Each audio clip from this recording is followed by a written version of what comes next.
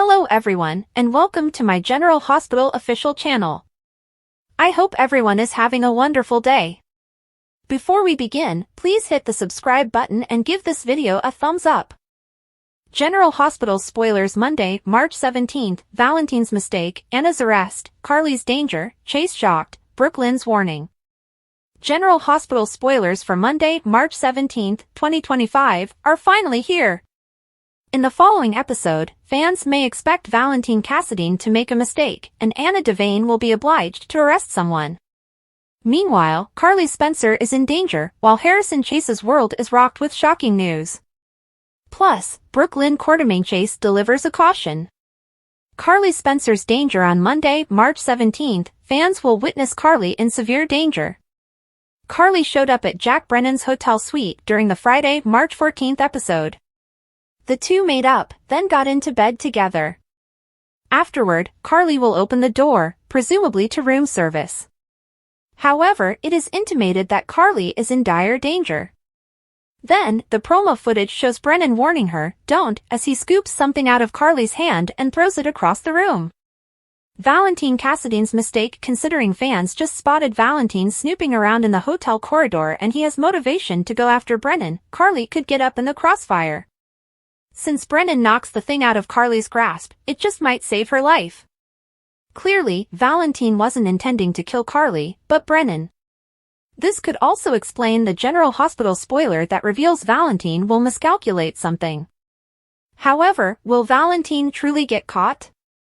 Valentin might make some errors, but he's also quite quick on his feet. Of course, Brennan will try to protect Carly, but she might reject that. Carly has always been incredibly independent even when danger looms nearby. Also, Anna will serve an arrest warrant. During the General Hospital teaser for Monday's broadcast, she appears embarrassed as she's poised to arrest someone. Could Valentin get caught and arrested? Trina Robinson's confession across town. General Hospital spoilers tell that Trina Robinson and Kai Taylor had a great date.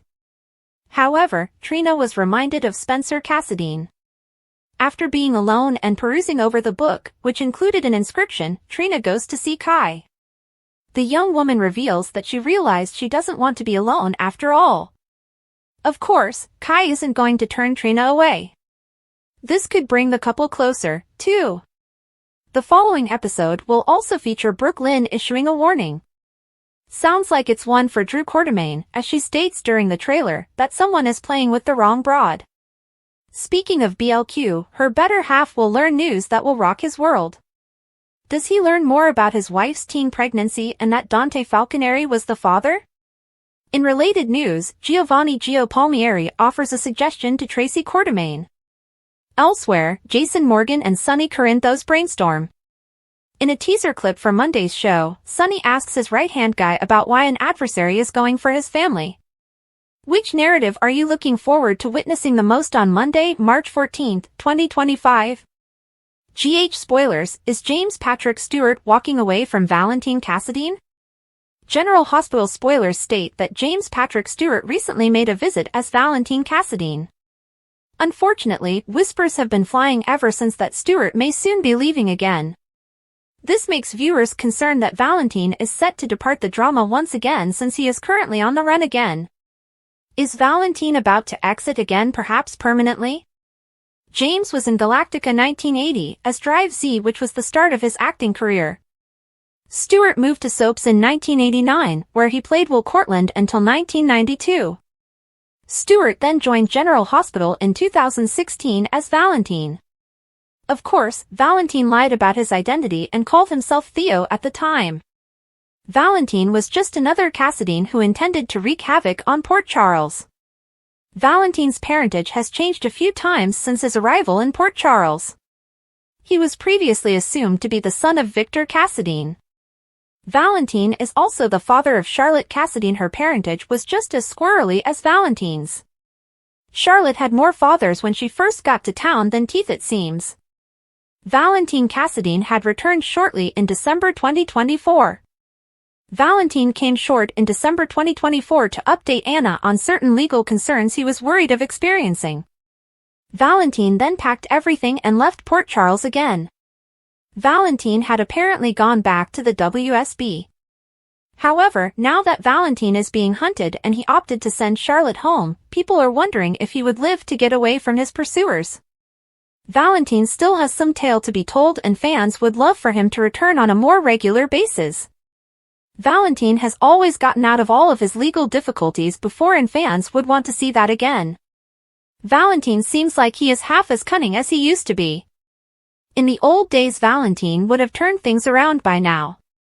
Has the love story between Anna Devane and Valentin Cassadine ended? Stewart has consistently indicated he intended to continue in the post despite scheduling issues. Stewart often work on other projects that become available. Stewart points out that, I took Frank Valentini, executive producer, out to dinner and I told him, I hope you realize that my heart is here. I love the work we do together, I love this family. And, he answered, well, we'll make it work. Stewart is well from the way he talks about this idea. However, things are sort of in the hands of the writers who could have Valentin wiped from the face of the earth any day. Will Valentin be back to reunite with his daughter and perhaps Anna as well? Will Anna be with someone else by the time Valentin gets to clear himself and return back home? General Hospital's takedown of Drew is darn near here, this is where and how it should happen. It wasn't the most thrilling week on General Hospital, but there were some advancements. Drew proceeded on his path of destruction, which is likely going to end horribly for him, as it should. The truth regarding Brooke Lynn's baby being disclosed naturally stalled. And Charlotte finally returned to Port Charles, but she's not alone. Read on, and we'll go over the lot of it. Drew is going down. But when? And how? If the authors aren't going to a storyline where someone takes Drew out, then there better be some great takedown planned for his character. There seems to be no road to atonement for him, and he's pulling Willow down with him. She, of all people, should recognize the cult attitude, yet here she is, believing that everyone is wrong about Drew and that he is the one presenting the truth.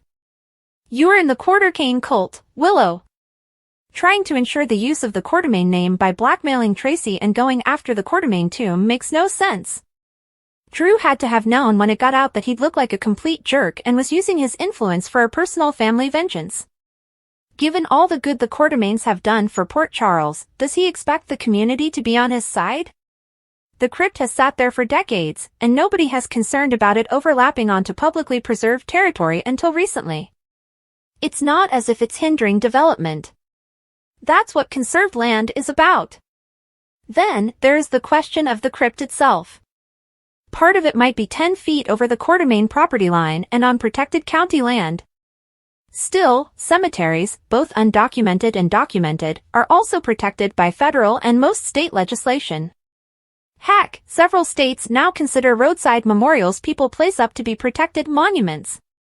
On Friday, as Portia screamed to Ava about the misery Drew is putting her through, now making her to work on a hospital sports pediatric project with him to churn up good publicity, Ava made a damn valid point.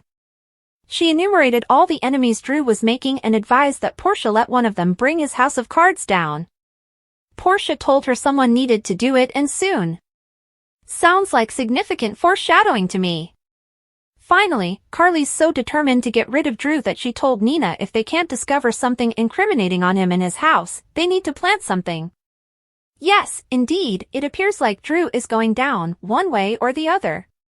Where and how should it all happen? I have a suggestion. Drew loves the spotlight, Drew loves playing hero, and Drew loves positive publicity. He should bring back a Port Charles event that was not held last year, the Nurses' Ball. And you know he'd also put Willow in charge of the whole operation. Imagine Drew thinking he's doing a fantastic thing only for him and Willow to end up with egg on their faces when he is publicly exposed on stage in front of a televised audience for the rat he is. Other storyline ponderings usually, I wouldn't welcome a visit from Gloria, but all she's doing is prolonging the truth about Gio coming out. In last week's column, I talked about how many families this secret might blow up, and this week, we got some suggestions as to what some of the effects might be. Gloria pointed out that Gio worshipped his mother. Gio even told Brooke Lynn how much he misses his mom. However, he never knew his father. When it all comes out, I could see Gio telling Brooklyn he has a mother and doesn't need another one, but at the same time wanting to get to know Dante as he never had a father. Valentin sent Charlotte home, so maybe Lulu can focus on her and not on Brooklyn's secret. However, Valentin came up in Port Charles on Friday and evidently has something terrible planned to pay back Jack. We know that Jack didn't send the kill squad after Valentin, so who did?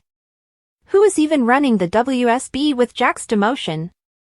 Even though we know she's not meant to tell her parents, Joss will be unable to keep her WSB agent position a secret, possibly shattering Carly and Jack's relationship. One good thing seems to come of Lucas' Miami trip, he's met the intriguing and gorgeous lawyer Marco. I think it's safe to assume Marco probably has a secret or two up his sleeve. Jack provided Jordan some intel on Sidwell. The materials he specialized in are utilized to construct weapons of destruction. So, maybe we are back to Sidwell blasting Sonny's apartment now. 5 important things to know about General Hospital newcomer Bryce Durfee. General Hospital spoilers say that Jocelyn Jacks has lately met her WSB handler. Jack Brennan has assigned Vaughn to Jocelyn to show her those ropes of working for the WSB. Vaughn is Bryce's second daytime role, the first being a model on B&B. Here is a few crucial things to know about Bryce, who portrays Vaughn. This is not the first GH role Bryce Durfee has auditioned for one.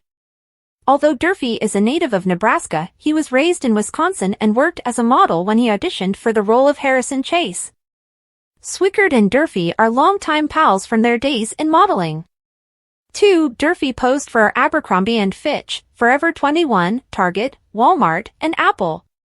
He still considers modeling to be his main job, the career he supports himself with in between acting opportunities. Durfee does enjoy acting and spending time with his buddies. Durfee is presently represented by LA Models. Bryce Durfee went to notable acting facilities 3. Durfee trained at Warner Laughlin Studios, Howard Fine Acting Studio, and Aquila Morong Studio. These are probably some of the most prominent Los Angeles drama facilities. He also scored one of the leads, opposite Cole Gerdes, in the 2012 to 2013 comedy series, Model Idiots. The show featured the adventures of Bryce and Cole, 2 male models residing in Los Angeles, who spent their days living the good life. Namely, working out, tanning, and wearing luxury clothes. 4. Bryce has been blissfully married to Amber Rude Durfee on September 28, 2019. Bryce and Amber, met back in 2012, share their house with their 2 gorgeous dogs. The dogs are evidently adored as they are in multiple family photos on the Instagram page. Even in his family photos one can notice how much he enjoys modeling as well. Bryce Durfee's connection to 9115. Durfee will undoubtedly be recognized by 911 enthusiasts. Durfee played a character named Jonah Greenway. Greenway was an extremely unpredictable individual who filled in for Chimney at Station 118. Unfortunately, Jonah liked the glory of being a firefighter so much that he would nearly kill his patients at times and save them at the last minute. When Chimney returned, Jonah was reassigned to Station 113. When dispatcher Claudia Collins died after being alone with Jonah, several of the other employees were suspicious and initiated an inquiry. Eventually they found out about other strange deaths and he was arrested. Durfee has certainly got much of acting experience in many places. Daytime may be a nice changes of pace for him and will offer him an opportunity to show of his acting talents. The connection between Vaughn and Jocelyn will be an interest feature to see. Will they become the next love pair in Port Charles? Drew Quartermaine stood at a deadly crossroads, teetering on the edge of a decision that may set off a disastrous chain of events. He had spent months embroiled in a war against Curtis Ashford, a feud that had evolved far beyond business or personal issues. Now, Drew found himself pondering a move so merciless that it would shatter the very basis of all he had previously stood for. A dominance struggle boiling over Curtis Ashford had been preparing for a key meeting with a congressman, a meeting that may cement his influence in the political sphere and solidify his dominance in Port Charles. He saw it as an opportunity to outmaneuver Drew once and for all, to put a stop to their endless struggle. But Curtis had miscalculated precisely how far Drew was willing to go. Drew had learned a thing or two about leverage, and he wasn't about to let Curtis get the upper hand. Not when he had a weapon of his own, one that arrived in the form of a well-calculated alliance with the fearsome Selena Wu. Selena was no stranger to the technique of blackmail. She flourished in the shadows, always a step ahead, always ready to strike when the time was right. And now, she had something that could send Curtis Ashford to his knees. Brad Cooper had unintentionally handed her the ammunition, evidence that Portia Robinson had tampered with lab results at General Hospital. What had begun as a frantic measure to prevent Heather Weber's potential release had now become a vulnerability that could be exploited. And Drew was more than willing to use it. Making a deal with the devil, Drew had approached Selena once previously, seeking information on Curtis. At the time, she had been fascinated, though she had kept her cards close to her chest. But now, with new leverage in play, the discourse had transformed. Selena had control over Portia Robinson's destiny, and Drew had something to offer in return. "If you want something from me, you have to make it worth my while," Selena had reminded him with that ever-present gleam of calculation in her eyes. Drew understood the game. He has played it before. And he realized that if he wanted to bring Curtis down, he needed to be willing to cross lines he had previously sworn never to touch. With Portia's career, and maybe her freedom, hanging in the balance, Drew felt he had Curtis exactly where he wanted him. Curtis had made it plain that he would go to tremendous lengths to defend his wife. If Drew handled this information right, he could push Curtis into submission, ensuring that any action Curtis took against him would come at a deadly price. A dangerous escalation. Curtis, uninformed of the entire nature of Drew's plot, continued to push forward with his own schemes. He believed he was closing in on his nemesis, that Drew would soon break beneath the weight of his own miscalculations. But he was mistaken. Because when the moment came, Drew struck first. He faced Curtis with the truth, revealing that he knew all about Portia's deeds at General Hospital, that he had the evidence to destroy her career and wreck their life. The threat was clear: you take something from me, I take something from you. Curtis was no fool. He saw the glitter in Drew's eyes, the hard resolve that hadn't been there before. Drew wasn't bluffing. "You're playing with fire," Curtis said, his voice dripping with rage. "You think working with Selena Wu is going to end well for you?" Drew didn't flinch. "I think it ends well for whoever knows how to survive. And right now, that's me." The price of betrayal. The battle lines had been established, but the fight was far from over. As knowledge of Drew's association with Selena began to spread, murmurs of even worse implications began to appear. Drew had allied himself with powerful and dangerous figures, not just Selena, but Jen Sidwell, a guy whose aims and techniques were even more brutal. Drew's plunge into these shady relationships wasn't just putting Curtis and Portia in jeopardy, it was putting himself in a position where one wrong move could be his ruin. And then came the scary warning. Curtis and Portia heard word of something awful, something that sent a chill through them both. The exact facts were uncertain, but one thing was certain: lives were now at stake. Was Drew really willing to go this far?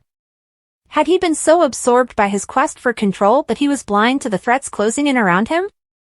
Selena Wu and Jen Sidwell were not individuals to be trusted.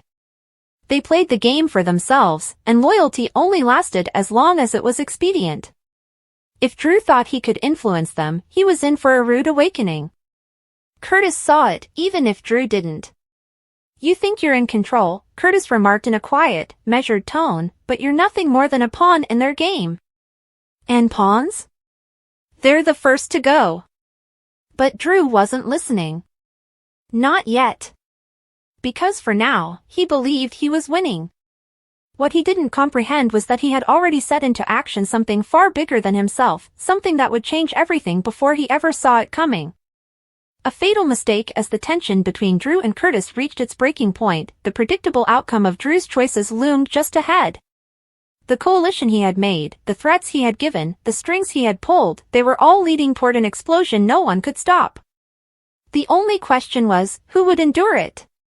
Port Charles was going to be rocked by a battle unlike any before, and Drew Quartermain was standing at the very heart of it. General Hospital news: Kirsten Storms is keeping her mouth shut to keep her job. General Hospital spoilers claim that Kirsten Storms is keeping her mouth shut. She understands that she has an opportunity to speak the truth about what might be going on behind the scenes at the hit ABC soap, but she's not going there. General Hospital news, Kirsten Storms is keeping her mouth shut to keep her job. As many General Hospital fans are aware of, Kelly Monaco is ready to debut a brand new podcast. She's generally extremely quiet when it comes to social media and connecting with her fans, but it appears like she's ready to tell her truth. There was some rumor suggesting that she would have some of her former General Hospital co-stars come on her podcast, Bad Bunnies, but there's a very high possibility that might not happen. Kelly and Kirsten have always been excellent friends off-screen, but Kirsten doesn't want to endanger her contract or her career by leaking too much tea. Sure, their admirers would love knowing about the truth, but Kirsten understands that it might jeopardize her job. Plus, Frank Valentini would be tremendously furious if any of the current stars of the program talked to Kelly, and Kirsten knows that. That's why she's keeping her distance. General Hospital news, what's next for Kirsten Storms? Maxie Jones is a legacy character just as much as Sam McCall was. But witnessing how Sam was killed off the show, Kirsten understands that the same thing might happen to her character, too. That's why she doesn't want to take the chance by saying something that would anger the powers to be. Now, as far as Kelly Monaco is concerned, it looks like she's not going to hold back on her podcast whatsoever.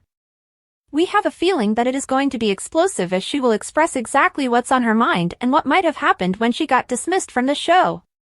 General Hospital spoilers, Drew imposter, explains Hero to Zero transformation? General Hospital spoilers state that Drew Kane Quartermain used to be a hero and someone with moral principles. These days, it's like the congressman is a whole different person. Considering this is Port Charles, might that suggest Drew is acting like a different person because he is? Is it possible that Drew has been replaced with an imposter? Willow Tate Corinthos cancer fans might know that when Willow Tate Corinthos got cancer, she was on her deathbed. Loved ones were all saying farewell when Drew came to save her life just in time. That is the Drew that GH fans remember. The one that fought like hell and risked everything to rescue an innocent woman's life. However, that Drew seems to be long gone. While characters go through transformations and changes all the time, something is terribly odd with this one. Especially considering there seems to be no genuine reason. Nina Reeves' Passion Deal fans thought it was horrible when Drew started sleeping with Nina Reeves. Then, Drew ended up scampering after Nina's daughter. When Nina learned of this, she resolved to try to seduce Drew away from Willow. That didn't exactly work, and it's a secret that will come out later. Willow Tate Corinthos blinded General Hospital spoilers say that Drew soon wound up involved in Desire with Willow. That situation has really blown up. Drew's ego is out of control and he's just getting worse. Despite everything he has done, Willow seems dazzled by his charm. Drew is abusing his power as a politician and acted dirty with Tracy Quartermain. Drew also lied by informing the police that he wasn't with Jason Morgan the night Cyrus Renault was murdered. Fans know that they were indeed together. In addition to all of that, the congressman is blackmailing Portia Robinson. Drew Kane Quartermain's imposter. He also had a lot of conflict with Sam McCall concerning Scout Quartermain. People in Port Charles were starting to wonder about his erratic mood swings and hardening views. It seems Drew has not been himself since his release from Pentonville. Drew was battered pretty hard and nearly lost his life during that prison sentence, which he served for Carly Spencer after Nina's SEC tip-off. It's always feasible that Drew's change may come from brain damage from that prison incident. However, it's much more like GH to have a wacky storyline such as an imposter or mind mapping gone wild. General Hospital alum Kelly Monaco announces new project after GH departure. General Hospital spoilers state that Kelly Monaco, ex-Sam McCall, has finally decided to let fans in on her plans post-GH. Kelly chose to reveal her plans on Instagram stating, "Big announcement. Buckle up, bunnies," she wrote. Kelly Monaco and Shanamokler are teaming up for a brand new podcast, Bad Bunnies. Unfiltered. Untamed. Unapologetic. Wild Hollywood stories and much more. The podcast promises to reveal Hollywood secrets, wild anecdotes, pop cultural observations, and candid discussions. Nothing will be off limits. Before they broadcast their debut episode, they want to hear from fans about what themes they'd love to hear explored. Are you interested in reality TV turmoil, dating disasters, or Hollywood drama? Of course, Kelly is known for her role as Sam McCall on General Hospital from October 2003 till November 2024. Against the protests of many fans, Monaco's character was taken off the drama last fall by the serial killer, Cyrus Renaud. Since leaving the show, fans have wanted to see Monaco in another serial or hired back at GH, where they lobbied for. Soap fans eagerly await Kelly Monaco's return to daytime. Fans have been lobbying since her leave was revealed to save Sam. Fans rented vehicles and billboards hoping to catch the attention of ABC and Disney. However, none of that worked out like Fabs hoped it to. However, at least this is some contact fans can have with Monaco even if she isn't on GH. Of course, fans want to know if the former Bunny and GH alum will finally get the chance to talk up about what happened on the GH set and why SH and Sam are no longer there. Will fans finally get the details, including that complete story?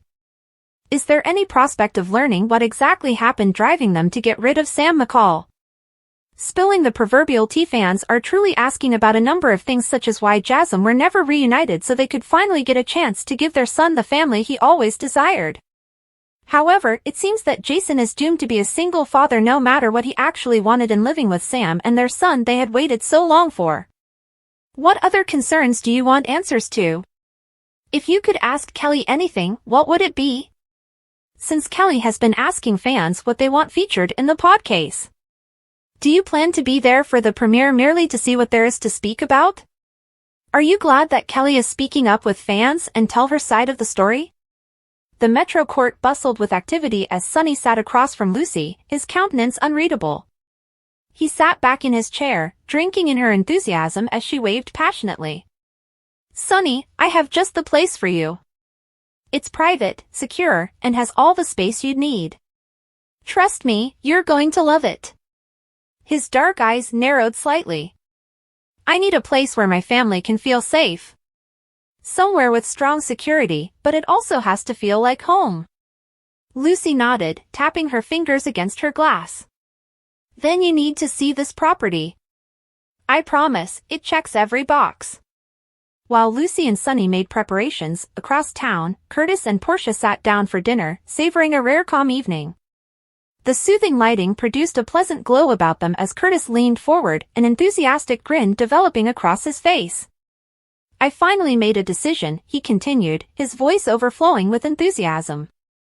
"I've picked an island for Aurora's new wellness resort. I want us to fly out and check it out together." Portia grinned, setting her fork down. "That sounds amazing, Curtis. It'll be a nice getaway."